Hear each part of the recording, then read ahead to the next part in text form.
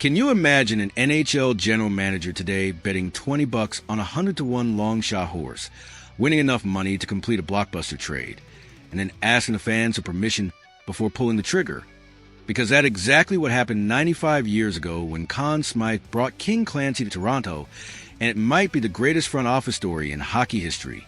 All right, folks, buckle up because we're about to take a journey back in time, way back to 1930, to tell you a story so wild, so improbable, so absolutely insane that if someone pitched it as a movie script today, Hollywood would reject it for being too unrealistic.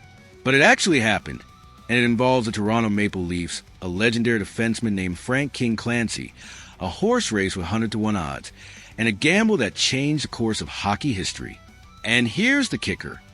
This story from 95 years ago has direct parallels to what we're seeing right now with mega contracts like Kirill Kaprizov's 8-year, $136 million deal with the Minnesota Wild and Connor McDavid's 2-year, $25 million extension with Edmonton. Stan Fischler, the legendary maven of hockey, just wrote about this comparison, and it's absolutely fascinating how some things in hockey have changed dramatically while others have stayed exactly the same. Let's start with today's contract landscape, because the numbers are absolutely staggering. Kirill Kaprizov just signed for 8 years at $17 million per season. Connor McDavid extended for 2 years at $12.5 million annually. Kyle Connor locked in 8 years at $12 million per with Winnipeg. These are life-changing generational wealth contracts that reflect the massive financial growth of the National Hockey League. As Emily Benjamin wrote for NHL.com, these deals demonstrate the incredible financial stability and health of the modern NHL. But here's what's fascinating. When you adjust for inflation and the relative economic context of the era, King Clancy's acquisition in 1930 was every bit as shocking and significant as Kaprizov's deal is today. The $35,000 that Toronto paid Ottawa for Clancy, combined with throwing in players Eric Pettinger and Art Smith, was an absolutely astronomical sum for that time period. It was a blockbuster deal that dominated headlines and shocked the hockey world. Now here's where this story gets absolutely wild. Conn Smythe, the owner of the Toronto Maple Leafs, desperately wanted King Clancy. He knew that Clancy was exactly the type of player who could transform his team from pretenders into Stanley Cup champions. Clancy had already won 3 Stanley Cups with Ottawa over an 8-year span. He was recognized as one of the greatest defensemen in the game, a bull terrier on skates, as Ed Ficken described him in the Gas House Gang of hockey. This wasn't just a good player. This was a franchise-altering acquisition. But there was a massive problem. Ottawa wanted $35,000 plus players. Smythe's board of directors had only authorized him to spend $20,000. He was $15,000 short, and in 1930, during the early stages of the Great Depression, $15,000 might as well have been $15 million. Where was he going to find that kind of money? This is where the story becomes absolutely legendary. Conn Smythe was a gambler, not just metaphorically in his hockey decisions, but literally at the racetrack. He owned a young filly named Rare Jewel that he'd purchased for just $250. This horse had never won a race. Not one.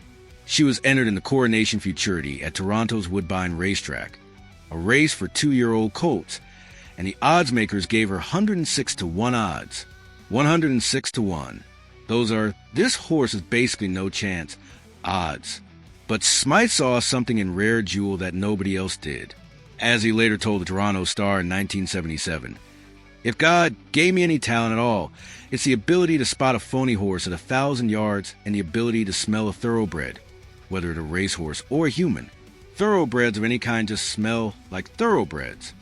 So Conn Smythe walked up to the betting window and put down $20 on his long shot horse. $20 at 106-to-1 odds. The race began, and Rare Jewel stayed behind the favorite, Froth Blower, through most of the race.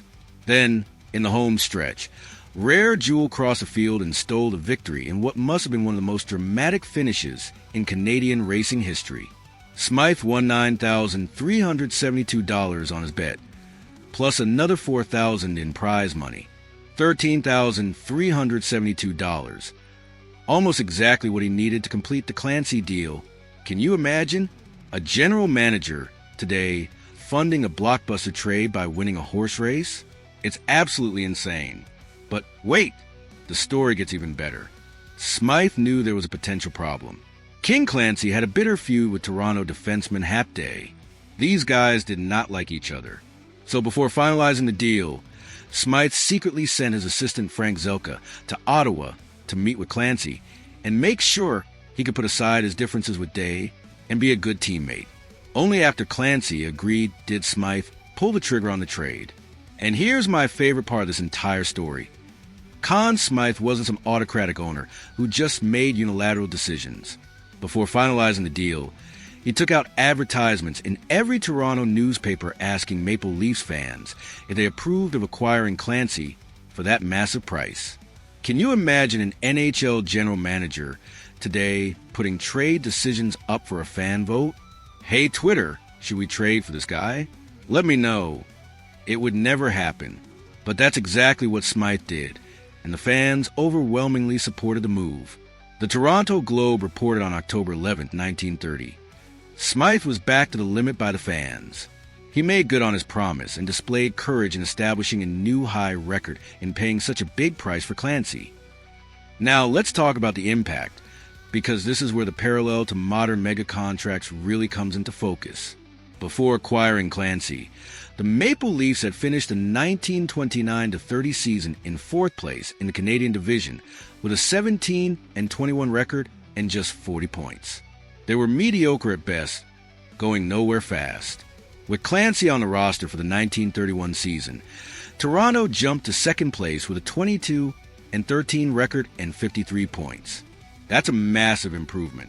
They maintained that level the following season, and then went on an incredible playoff run, eliminating the Chicago Blackhawks and Montreal Maroons to reach the Stanley Cup final against the New York Rangers. Toronto won the opener 6-4. In Game 2, Clancy scored twice in a 6-2 victory. The Maple Leafs completed the best-of-5 series with a 6-4 win to capture the Stanley Cup, their first NHL championship. It was King Clancy's third time getting his name on the cup, and it validated everything Conn Smythe had believed about him. Frank Zelka said it perfectly. From the day Clancy came to Toronto, the Maple Leafs never looked back. King's greatest asset was his tremendous desire to win and the inspiration he was to his teammates. This is exactly the type of impact teams hope for when they sign these massive modern contracts.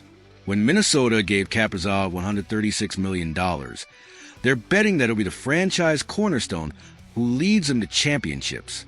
When Edmonton extended McDavid, they're banking on him being that transformative presence who elevates everyone around him.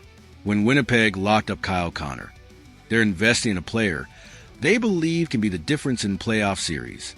The parallel is striking, isn't it? Whether it's 1930 or 2025, the fundamental calculus is the same. Identify the elite talent, pay whatever it takes to acquire or retain them, and hope they deliver championships. The dollar amounts have changed dramatically. $35,000 versus $136 million, but the underlying philosophy remains identical.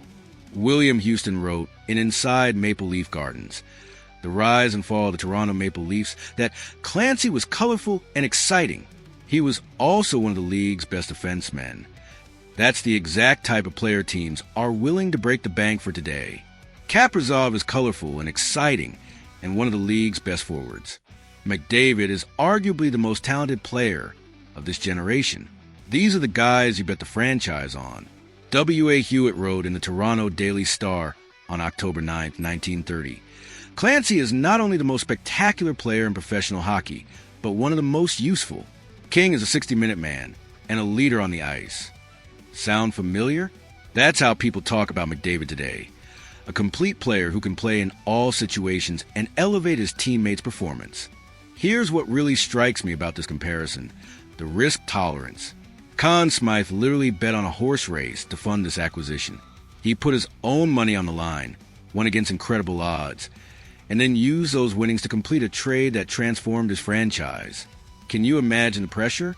Can you imagine the criticism he would have faced if Rare Jewel had lost and he couldn't complete the Clancy deal? Or if he'd acquired Clancy and it hadn't worked out? Modern general managers don't have to bet on horses. Thank goodness. But they're still taking enormous risks with these mega contracts. What if Kaprizov gets injured? What if McDavid's production declines? What if these contracts become unmovable albatrosses that hamstring the franchise for years? Those are the gambles today's GMs are making, just with different stakes and mechanisms. Stan Fischler's article notes that other stars like Artemi Panarin and Jack Eichel could become free agents at the end of the season, potentially commanding similarly massive contracts. And as he wryly observes, one thing is certain, no one will rely on a horse race to pay the freight. That's true, but the fundamental gamble remains the same, betting that an elite player will deliver returns that justify the enormous investment. There's also something beautiful about how Smythe described his philosophy. His comment about smelling thoroughbreds, whether horses or humans, gets to the heart of what great talent evaluation is about. It's not just statistics and analytics, though those help. It's having an instinct for who the winners are, who has that intangible quality that makes them rise to the occasion when it matters most. King Clancy clearly had it. He won 3 cups in Ottawa, then immediately led Toronto to their first championship. That's a winner. That's a thoroughbred. Today's front offices have vastly more sophisticated methods for identifying talent, advanced statistics, video analysis, sports science data, but they're still trying to answer that same fundamental question. Who are the thoroughbreds? The other fascinating element is the timeline. Clancy's impact was immediate. In his first season, Toronto's record improved dramatically. By his second season, they won the Stanley Cup. That's the dream scenario for any big acquisition. But it doesn't always work that way. Sometimes these mega investments take years to pay off. Sometimes they never do. The risk is real, which makes Smythe's gamble even more impressive in retrospect. What I love about this story is how it humanizes hockey history. We tend to think of the old days as simpler, less sophisticated, almost quaint compared to the modern game. But this story shows that the pressures, the stakes, and the calculations were just as intense back then. Conn Smythe was making franchise-altering decisions with enormous financial implications, just like Brad Treliving or Bill Guerin or any modern GM does today.